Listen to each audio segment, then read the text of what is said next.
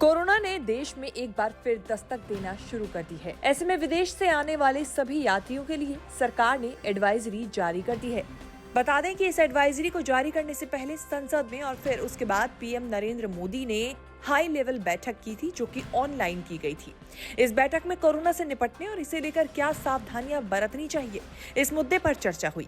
चीन के पड़ोसी देशों में भी बता दें कि कोरोना का जो लगातार प्रसार है वो बढ़ता जा रहा है और इसका खौफ अब भारत में भी देखने को मिल रहा है। हालांकि साल 2020 में जिस कोविड से निपटने के लिए केंद्र ने कोविड नेशनल टास्क फोर्स का गठन किया था, उसकी बैठक अप्रैल 2022 के बाद एक बार भी नहीं हुई। इसे लेकर भी अब सवाल उठ रहे हैं। क्या है पूरा मामला, बताएंगे इस रिपोर्ट में। दुनिया भर में फैल रहे कोरोना वायरस को देखते हुए विदेश से आने वाले यात्रियों के लिए भारत सरकार की ओर से एडवाइजरी जारी कर दी गई है।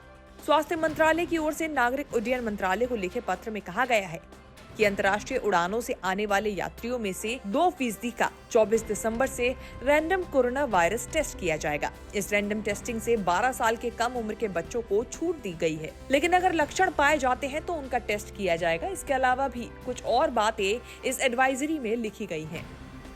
तो वहीं पीएम नरेंद्र मोदी की करीब 2 घंटे चली इस बैठक के बाद पीएम मोदी ने लोगों से मास्क पहनने के साथ साथ कोविड प्रोटोकॉल का पालन करने की अपील की है। उन्होंने अफसरों को खास तौर से अंतर्राष्ट्रीय हवाई अड्डों पर चल रहे सर्विलांस मेजर्स को मजबूत करने का निर्देश दिया है। इसके अलावा उन्होंने बुजुर्गों और बीमार लोगों को बूस्टर डोज लेने की अपील की है। पीएम ने ये तय करने की जरूरत पर बल दिया है कि हर स्तर पर सभी तरह के कोविड इंफ्रास्ट्रक्चर और मानव संसाधनों को बनाए रखा जाए। उन्होंने राज्यों को oxygen cylinder, PSA plant, ventilator और मानव संसाधन समेत अस्पताल की बुनियादी ढांचों को तैयार रखने के लिए कोविड स्पेसिफिक सुविधाओं को ऑडिट करने की सलाह दी है। कोरोना के बढ़ने के बाद अचानक केंद्र की तरफ से एक्टिविटी दिखाई जा रही है और लगातार इसको लेकर नई एडवाइजरी जारी हो रही है। लेकिन यहाँ गौर करने वाली बात ये भी है कि जिस कोविड से निपटने के लिए कोविड नेशनल टास्क फोर्स का मार्च 2020 में गठन किया गया था, उसकी बैठक अप्रैल के बाद यानी 7 महीने से हुई ही नहीं है। 2020 में टास्क फोर्स की मीटिंग 108 बार हुई, 2021 में